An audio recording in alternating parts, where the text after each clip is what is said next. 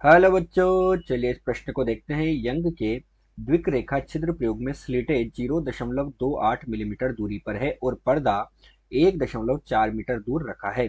केंद्रीय दीप्त फ्रिंज और चौथी दीप्त फ्रिंज के बीच की दूरी 1.2 सेंटीमीटर है। प्रयोग में प्रयुक्त प्रकाश की तरंग दैर्ध्य एवं दीप्त फ्रिंज की चौड़ाई ज्ञात कीजिए। तो बच्चों, जो प्रश्न दिया गया है इसमें हमें यंग का प्रयोग दिया गया है, जिसमें हमारे पास बच्चों दोनों स्लिटों के मध्य की दूरी तथा स्लिट व पर्दे के मध्य की दूरी हमें दी गई है।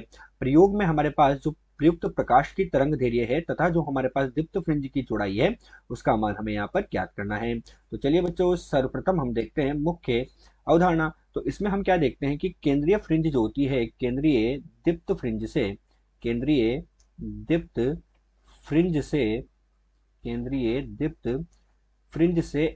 दीप्त फ्रिंज की दूरी एनवी दीप्त फ्रिंज की दूरी हमारे पास क्या होती है बच्चों, हम ये सूत्र देखेंगे सबसे पहले। तो केंद्रीय फ्रिंज से हमारे पास जो कोई भी दीप्त फ्रिंज है उसकी दूरी हम देखते हैं। तो केंद्रीय दीप्त फ्रिंज से एनवी दीप्त फ्रिंज की दूरी, जिसे बच्चों हम किससे दर्शा रहे हैं, जिसे हम दर्शा रहे हैं वाई से। तो ये हमारे पास वाई से दर्शाए, ये होती है बच्चों एन गुणा लेमडा गुणा डी बटे डी के बराबर होती है। जहां बच्चों हमारे पास लेमडा क्या होता है, लेमडा हमारे पास प्रकाश की तरंग दैर्ध्य है। तो लेमडा तो हो गया हमारे पास प्रकाश की तरंग दैर्ध्य। इसी के साथ हमारे पास एन जो है बच्चों, ये हमारे पास फ्रिंजों की संख्या है। तो एन हमारे पास हो गया फ्रिंज संख्या। क्या हो गया, एन यहाँ पर है हमारे पास फ्रिंज की संख्या या फ्रिंज संख्या हम बोल सकते हैं। बच्चों, जो छोटा वाला डी है ये हमारे पास है स्लिटों के मध्य दूरी। जो हमारे पास स्लिटें यहाँ पर लगी हुई है उन स्लिटों के मध्य दूरी। तो ये हुआ स्लिटों के मध्य दूरी। और बड़ा डी जो है बच्चों, ये हमारे पास है स्लिट व पर्दे के मध्य दूरी। क्या है ये, स्लिट व पर्दे के मध्य दूरी। तो ये हमारे पास हुआ स्लिट व पर्दे के मध्य दूरी। तो बच्चों, मुख्य अवधारणा का हमारे पास बच्चों ये एक भाग हुआ। अब इसी में हमारे पास एक और अवधारणा है, और वो अवधारणा क्या है बच्चों, हम ये देखते हैं। तो हमारे पास जो इसकी बच्चों दूसरी अवधारणा है वो है हमारे पास दीप्त फ्रिंज की चौड़ाई। बच्चों, जब हमें दीप्त फ्रिंज की चौड़ाई हमारे पास क्या होती है उसका सूत्र हम लिखेंगे। दीप्त फ्रिंज की चौड़ाई, तो हमारे पास जो दीप्त फ्रिंज की चौड़ाई है बच्चों, उसको हम डब्ल्यू से व्यक्त कर रहे हैं। किससे व्यक्त कर रहे हैं बच्चों, डब्ल्यू से। और ये किसके बराबर होती है, ये हमारे पास बराबर होती है डी लेमडा बटे डी के। जहां बच्चों बड़ा डी तो हमारे पास वही स्लिट व पर्दे के मध्य की दूरी, छोटा डी स्लिटों के मध्य की दूरी, और लेमडा हमारे पास क्या है बच्चों, प्रकाश की तरंग दे रही है। यही इस प्रश्न की मुख्य अवधारणा है। चलिए बच्चों, अब हम देखते हैं हमें प्रश्न में क्या दिया है। तो प्रश्न में हमें दिया है 0.28 मिलीमीटर स्लिटों के मध्य की दूरी, अर्थात हमें डी बराबर दिया गया है 0.28 मिलीमीटर दिया गया है बच्चों। तो 28 मिलीमीटर का अर्थ क्या हुआ, 0.28 गुणे 10 की घात ऋण 3 मीटर होगा। 1 मिलीमीटर बराबर हमारे पास होता है 10 की घात ऋण 3 मीटर। तो 0.28 गुणा 10 की घात ऋण 3 मीटर हमारे पास हुआ। अर्थात इसका मतलब क्या हुआ बच्चों, 28 गुणा 10 की घात ऋण 5 मीटर हमारे पास हो गया।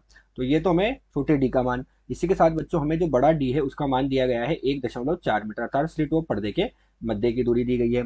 इसी के साथ हमें एन का मान दिया गया है, और एन कितना दिया गया है बच्चों, हमें चौथी दीप्त फ्रिंज के बीच की दूरी दी गई है। अर्थात कितनी दी गई है बच्चों, एन बराबर 4 हमारे पास दिया गया है फ्रिंज की संख्या। और हमारे पास बच्चों वाई जो है, अर्थात वाई हमने क्या लिखा था, केंद्रीय दीप्त फ्रिंज से एनवी दीप्त फ्रिंज की दूरी। तो वाई का मान हमें यहाँ पर दिया गया है 1.2 सेंटीमीटर के बराबर। 1.2 सेंटीमीटर अर्थात 1.2 गुणे 10 की घात ऋण 2 मीटर के बराबर। तो चलिए बच्चों, अब हम इस प्रश्न को हल करते हैं। तो हम प्रश्न का हल करेंगे। अब प्रश्न में हमसे क्या पूछा गया है कि हमें प्रकाश की तरंग दैर्ध्य और दीप्त फ्रिंज की चौड़ाई ज्ञात करनी है।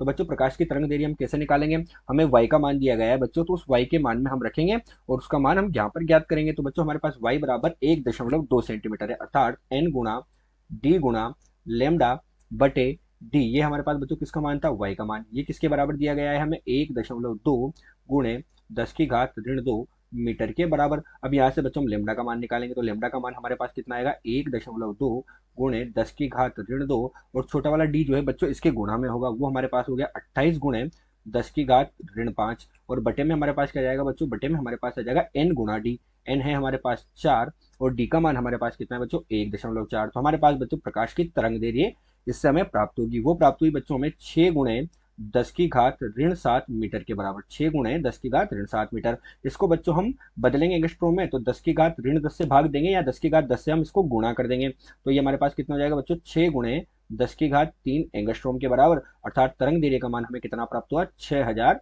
एंगस्ट्रॉम के बराबर प्राप्त हुआ। अतः प्रकाश की तरंग दैर्घ्य कितनी प्राप्त होगी यहाँ पर, 6000 एंगस्ट्रॉम प्राप्त होगी। अब इसका दूसरे भाग को देखते हैं। हमसे पूछा दीप्त फ्रिंज की चौड़ाई, तो बच्चों दीप्त फ्रिंज की चौड़ाई हम निकालते हैं, तो डब्ल्यू से हमने उसको दर्शाया, और वो क्या है बच्चों, लेमडा गुणा डी बटे डी के बराबर है। तो लेमडा कितना हो गया बच्चों, 6000 एंगस्ट्रॉम। 6000 एंगस्ट्रॉम यानी कि 6 गुणे 10 की घात ऋण 7 मीटर के बराबर होगा। एक एंगस्ट्रॉम बराबर 10 की घात ऋण 10 मीटर होता है, इसीलिए डी का मान हमारे पास कितना है बच्चों, 1.4 है, और बटे में हमारे पास क्या जाएगा बच्चों, छोटा डी अर्थात 28 गुणे 10 की घात ऋण 5 होगा। तो हमारे पास बच्चों दीप्त फ्रिंज की चौड़ाई का मान प्राप्त होगा, और दीप्त फ्रिंज की चौड़ाई हमें कितनी प्राप्त हुई बच्चों, 3 गुणे 10 की घात ऋण 3 मीटर के बराबर, अर्थात कितना हुआ बच्चों, 3 मिलीमीटर के बराबर। कितना प्राप्त हुआ यहाँ पर, दीप्त फ्रिंज की चौड़ाई प्राप्त हुई 3 मिलीमीटर के बराबर, डब्ल्यू बराबर 3 मिलीमीटर। तो हमें दीप्त फ्रिंज की चौड़ाई ज्ञात कर ली और प्रकाश की तरंग दैर्घ्य ज्ञात कर ली। आशा करते हैं दिया हुआ प्रश्न आपको समझ आया होगा। धन्यवाद।